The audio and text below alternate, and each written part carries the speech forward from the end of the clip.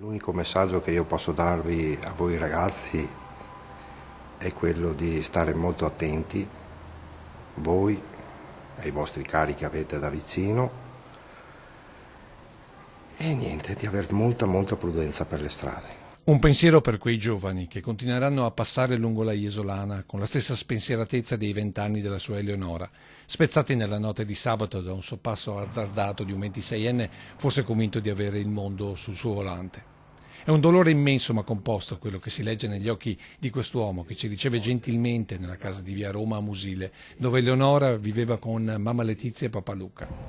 E da qui era partita con gli inseparabili amici e soprattutto con Leonardo Girardi, quel coetaneo che aveva scelto per la serietà, cosa rara di quei tempi.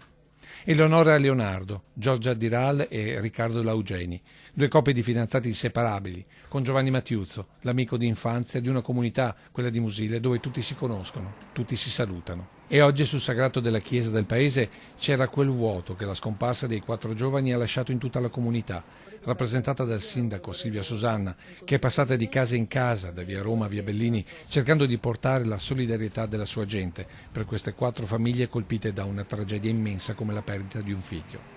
In ogni caso lo stesso dolore composto del papà di Eleonora, che con gli altri genitori si affida alla comunità per affrontare forse il momento più straziante, quello dell'ultimo addio, che quasi sicuramente giovedì mattina vedrà i 4 ragazzi ancora insieme, come quella tragica notte di sabato. Il sindaco di Musile ci ha invitato domani a partecipare a una riunione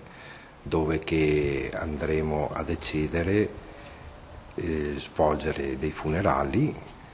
e come eseguirli,